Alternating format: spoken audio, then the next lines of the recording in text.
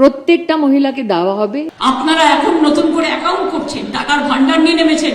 পশ্চিমবঙ্গে মোট ভোটারের প্রায় অর্ধেক মহিলা, আর তাই সব দলের টার্গেট মহিলা ভোটাররা। তৃণমূল থেকে বিজেপি, কংগ্রেস থেকে সিপিএম, সবাই চায় মহিলা ভোট। কিন্তু মূল লড়াইটা যেহেতু বিজেপি ও তৃণমূলের মধ্যে, তাই দুপক্ষেরই হাতিয়ার মহিলা ভাতা। কেউ দিচ্ছেন 1500 থেকে 1700 টাকা, কেউ আবার আশ্বাস দিচ্ছেন ক্ষমতা এলে দেবেন 3000 টাকা। जब तक ये गड्ढा नहीं भरता है तब तक भारतीय जनता पार्टी की सरकार हर महीने 1 से 5 तारीख के अंदर 3000 रुपया हर माता के बैंक अकाउंट में ट्रांसफर करेंगे। যতই টাকা দিক আর যাই দিক, ভাববেন ইলেকশনের পরে বুলডোজার নিয়ে আসবে আর আপনাদের দেশ থেকে তাড়িয়ে দেবে। বর্তমানে রাজ্যের সব মহিলা লক্ষ্মীর ভান্ডার পান। তৃণমূল প্রশ্ন করছে, বিজেপি ক্ষমতা এলে কি সবাইকে দেবে নাকি মাপকাঠি ঠিক করবে? নো কোয়েশ্চেন আস্কড, কোনো এলিজিবিলিটি ক্রাইটেরিয়া ছাড়া, কোনো প্রশ্ন ছাড়া সরাসরি মাসের 3 তারিখ 4 তারিখের মধ্যে তাদের ব্যাংক অ্যাকাউন্টে সাধারণ হলে মাসে 1500 আর তপশিলি জনজাতি হলে মাসে 1700 টাকা দিচ্ছে।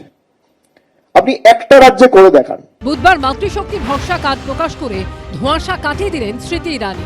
প্রত্যেকটা মহিলাকে দেওয়া হবে, লিস্ট সরকারের কাছে থাকে, ওই লিস্টের প্রত্যেকটা মহিলাকে পশ্চিমবাংলায় বিজেপির সরকার দিবে, এটা আমাদের সংকল্প। এখন বিজেপি টাকা দিচ্ছে, ইলেকশন কোড ভায়োলেট করে বেনামি কার্ড দিচ্ছে। দেশের অর্থমন্ত্রী এসে ইলেকশন চলাকালীন পরে ক্যান্সেল হয়ে যাবে। इलेक्शन का टाइम में कार्ड डिस्ट्रीब्यूशन कर रहा है finance minister. I will appeal the election commission to take strong action against of her and including all who are misleading the power and misusing the power. বুধবার কালনায় মহিলা তাঁত শিল্পীদের কয়েকজনের হাতে মাতৃশক্তি ভরসা কার্ড তুলে দেন কেন্দ্রীয় অর্থমন্ত্রী নির্মলা সীতারামন। সুমন খরাই, অর্ণব মুখোপাধ্যায় ও রানা দাসের রিপোর্ট, এবিপি আনন্দ। बंगाल में किसी को बाबरी मस्जिद नहीं बनाने देंगे। বাপের বেটা হয় অমিত শাহ, তাহলে 24 ঘন্টার মধ্যে আমার বাবরি মসজিদের কাজ বন্ধ করে রাখা। তৃণমূলের প্রকাশিত এই ভিডিও ঘিরে ভোটের আগে তোলপাড় পড়ে গেছে।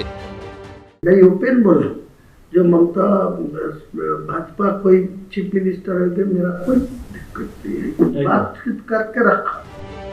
হুমায়ুন কবির কার জন্য ভোটে লড়ছেন? নিজের জন্য, মুসলিমদের জন্য, বিজেপিকে মদত করতে, নাকি তৃণমূলের প্রক্সি হয়ে? ये जो बाबरी मस्जिद वाला इमोशन है इसको प्रो पकड़ लिया, इसीलिए तो मैं जानबूझ के ये दूसरा नाम पर ये छोड़ेगी तो इमोशनल टूट जाएगी। आज का दिन में जो इमोशन है बाबरी के नाम पे है, लेकिन बाबर क्या वो मेरा बाबर को साथ कोई लेना देना।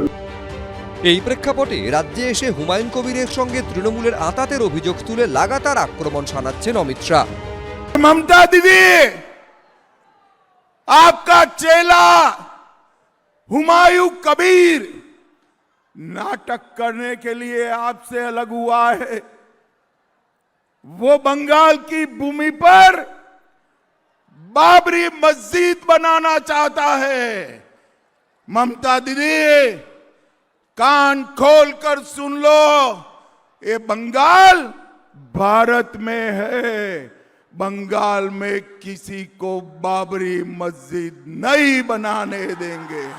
আমি আজকে নতুন করে চ্যালেঞ্জ করলাম, অমিত শাহকেও চ্যালেঞ্জ করলাম, যদি বাপের বেটা হয় অমিত শাহ, তাহলে 24 ঘন্টার মধ্যে আমার বাবরি মসজিদের কাজ বন্ধ করে রাখা। আর মমতা ব্যানার্জিও যদি কেয়ারটেকার মুখ্যমন্ত্রী হয়, হুমায়ুন কবিরকে অ্যারেস্ট করে দেখা। হুমায়ুন কবির কার, এটা এখন লাখ টাকার প্রশ্ন। স্টিং সত্যি না এআই দিয়ে তৈরি, তা নিয়েও নানা মুনির নানা কথা। এ যেন এক গোলক ধাঁধা। मैं जो 1000 करोड़ रुपया आपको मांगते हैं ना, मैं ही आपको यही बोलते हैं जितना जल्दी है 200 करोड़ दे दीजिए। তৃণমূল বিজেপির সঙ্গে হুমায়ুন কবিরের গোপন আঁতাতের অভিযোগ করছে, আবার অমিত শাহ হুমায়ুন একে অপরকে আক্রমণ করছেন। প্রশ্নটা হচ্ছে, কে কার শত্রু, কে কার বন্ধু? ওপরে কি হচ্ছে, তলায় কি চলছে? যেই দল চুপচাপ রাতের অন্ধকারে হুমায়ুন কবিরকে সাপোর্ট করেছিল এবং যে স্টিং অপারেশনের মাধ্যমে 1000 কোটি টাকা ভয়ানক অর্থ, এই খেলাটা তো সামনে চলে এসছে। এখন এই যে বলছেন এরা ব্যাকট্র্যাক করছে। রাজনীতির খেলা বুঝে ওঠা দায়। রাজা চট্টোপাধ্যায়, রাজীব চৌধুরী, ঝিলম করঞ্জাই, এবিপি আনন্দ। এবিপি আনন্দ, এগিয়ে থাকে, এগিয়ে রাখে।